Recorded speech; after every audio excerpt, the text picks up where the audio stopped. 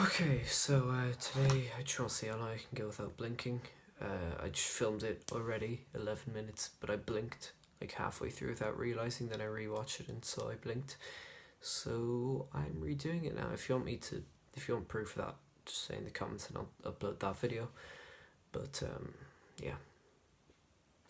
So let's get started. Oh yeah, I'm listening to some ASMR, to keep me alert. So I just gotta sit here for like 10 minutes without blinking. I haven't blinked throughout the intro, just so I can tell exactly how long I've gone for. But yeah, should be fun. Actually, this would be a good time to read the Minecraft handbook. Where is that? There we go.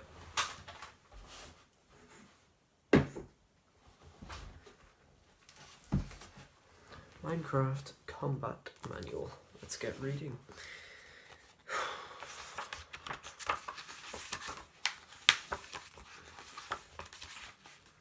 Welcome to the official Minecraft Combat Handbook. It's essential reading for warriors. This book is packed with tips from Minecraft experts like Master Builders Fire UK, YouTube sensation Paul Source Jr., and Redstone expert CNB Minecraft. Read on to learn how to defend your home, build a fort, fight monsters, set traps, thrive in PvP, player versus player mode, evade death in the nether, and battle the dreaded Ender Dragon in the end. With the help of this handbook, you'll be a Minecraft warrior of the highest order in no time. Tip: staying safe online. Playing Minecraft on multiplayer servers is great fun. Here are a few simple rules to help you stay safe and keep the world of Minecraft a great place to spend time. Never give out your real name. Don't use it as your username. Never give out any of your personal details. Never tell anybody which school you go to or how old you are. Never tell anybody your password except a parent or guardian. Basic weapons. Weapons are items used to deal damage to other players or mobs, or to block attacks. There are several basic weapons that should be at the core of any warrior's arsenal. Sword. The sword's sharpness makes it the best weapon to use during close range / melee combat. A sword can be crafted from one stick plus 2 pieces of wood, cobblestone, smelted iron, smelted gold, or diamond gems. Diamond swords are by far the most durable and inflict the most damage, but diamond is one of the trickiest elements to find in Minecraft, as it generates deep underground. If you don't have any diamonds, just craft a sword out of the strongest element you have to hand. Please do that. Okay, so the wooden sword recipe. It's a great starter weapon, but you'll soon need an upgrade. The cobblestone has a little more bite and will do until you can access rare ores. Iron, now we're talking. An iron sword will last a good while. A golden sword isn't very durable, but it's the easiest to enchant. And the diamond sword is the ultimate fighting implement for players who intend to dominate. Sword maintenance. You can rename and repair a sword on an anvil. Access your anvil and place the sword in the first slot. Then either add a second sword to repair or charge the text to rename.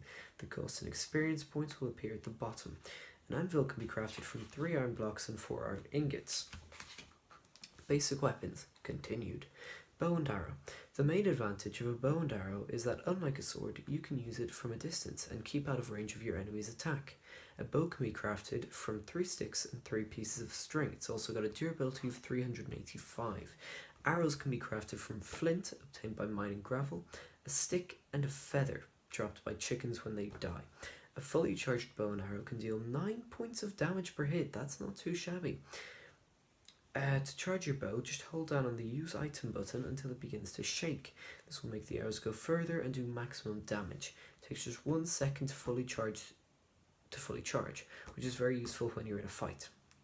Did you know bows can be chanted with a variety of helpful effects such as unbreaking, punch, and flame?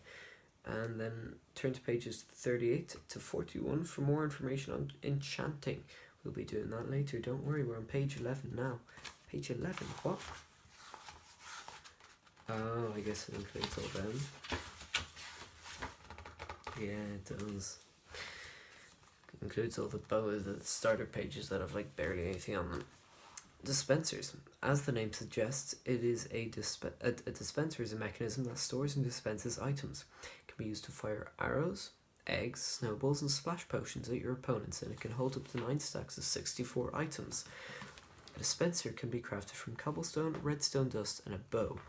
A lever recipe, now connected to a lever or lever, whatever you choose, using redstone dust. A lever can be crafted from 1 cobblestone and a stick. Access the dispenser, then drag the item into the 9 item slots that appear. Now you're all set to start using your dispenser. Throw the lever to activate the dispenser, and your ammunition of choice will be fired. Just make sure it's pointed in the right direction.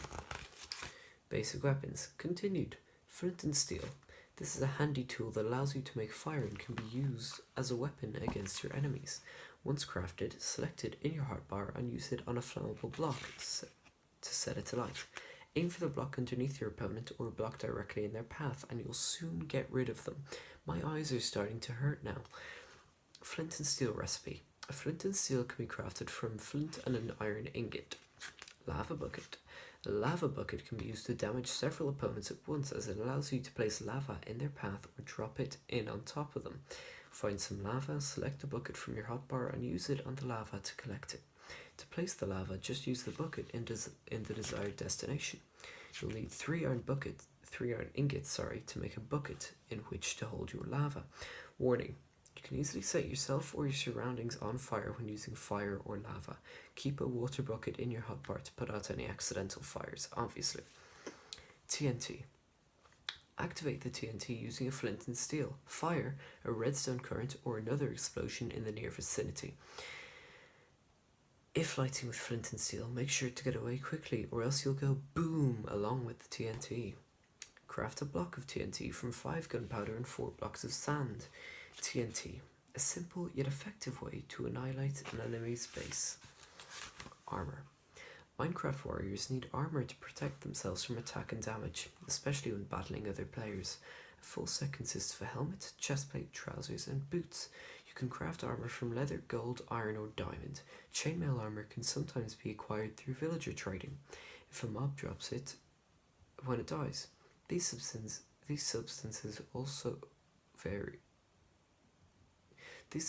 offer varying degrees of protection. Helmet recipe. Craft a helmet from 5 units of your chosen material. That can be leather, gold, or diamond. A chestplate can be crafted from 8 units, trousers can be crafted of 7 units, and boots from 4. Armor will protect you from the following forms of damage: mob attacks, arrows, explosions, other players, fire and lava, and finally cacti. Defense points. A defense point is equal to half a chestplate in your armor bar. The more defense points your armor has, the more damage it will absorb over its lifetime. For example, a complete set of diamond armor will protect you from 80% of damage, that's a lot, compared to a complete set of iron armor which will protect you from only 60%. Still a decent amount though. Did you know you can dye leather armor by crafting it with the dye of your choice? Just add the item of armor to your crafting area along with the dye. It's a good idea to keep a spare set of armor in your inventory, especially if you're playing in PvP mode. That way, if your current armor is destroyed, you can quickly replace it and get back into battle. 8 minutes 52, not doing too bad. Mob combat. Fighting hostile monsters is the best way to kit yourself out with supplies for future combat. Let's start with the overworld mobs before venturing to the nether and the end. Silverfish, 8 health points, 1 attack point. Will jump or run towards you and inflict damage by touching you and by pushing you around. When one silverfish is attacked, more may awaken nearby and you can easily find yourself swarmed. Spawns. From monster eggs, spawners found in strongholds, rarely underground in extreme hills biomes when a silverfish block is broken. It is vulnerable to lava and to gravel. Try building a 2-block high column to stand on and attack the silverfish safely from above. Don't use splash potions. This will result in you being swarmed by silverfish. Spider. It's got 16 health points and does 2 to 3 damage points.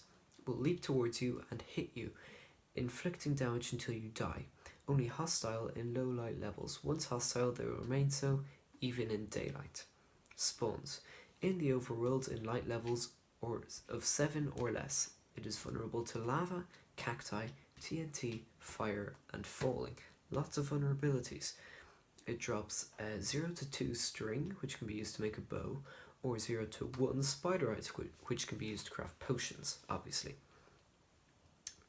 Fermented spider eyes. Try to get the higher ground than the spider. This will allow you to attack it repeatedly, preventing it from jumping up to your level.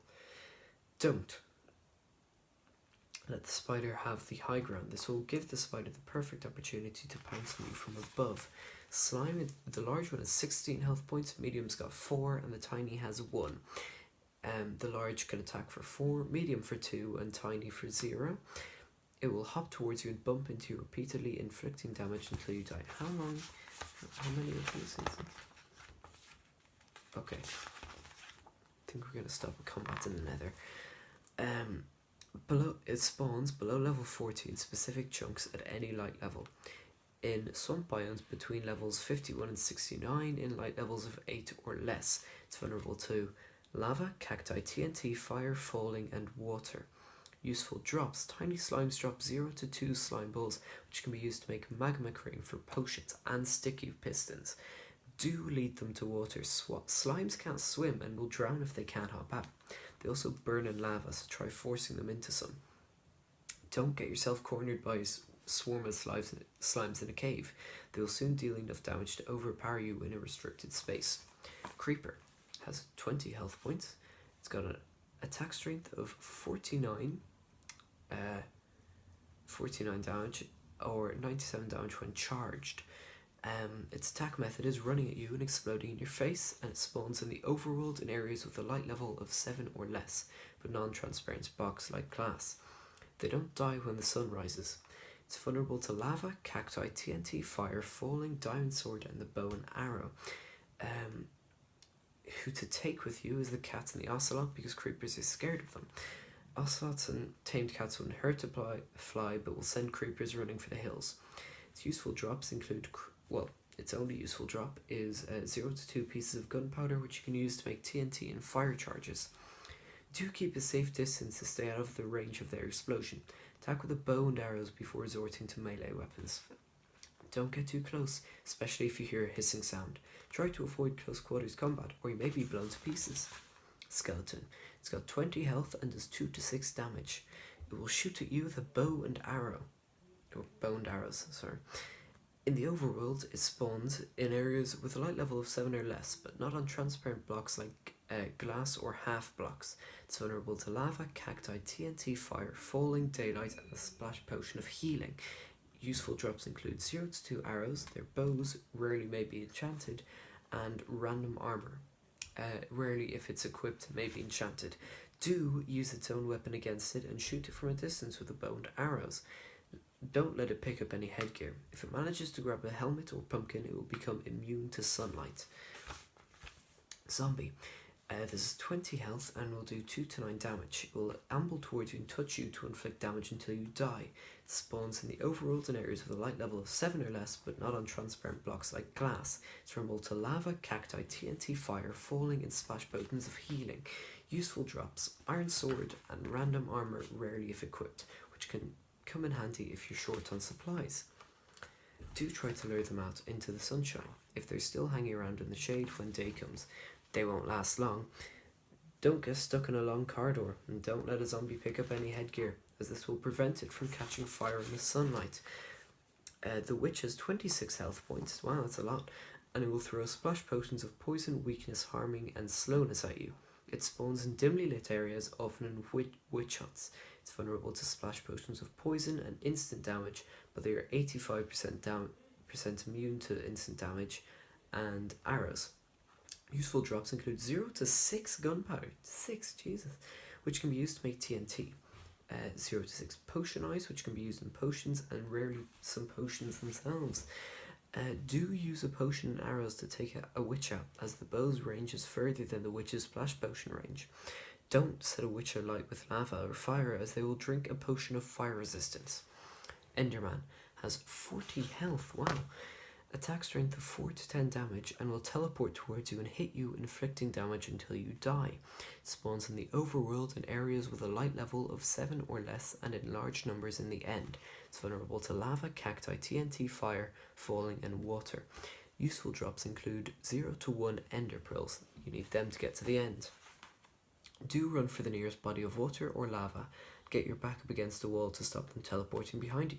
If endermen take damage from either water or lava, they will return to a neutral state. Don't look directly at an enderman from the upper legs upwards. This will be taken as a sign of hostility. Okay, well, there's a 15-minute video of me not blinking while reading the Minecraft Combat Handbook. Do with that what you will. And yeah, I'm going to end that off now. So, if you want more terrible content like this, hit the like button, subscribe if you're new, and leave a comment for anything you want to see. And as always, be cool.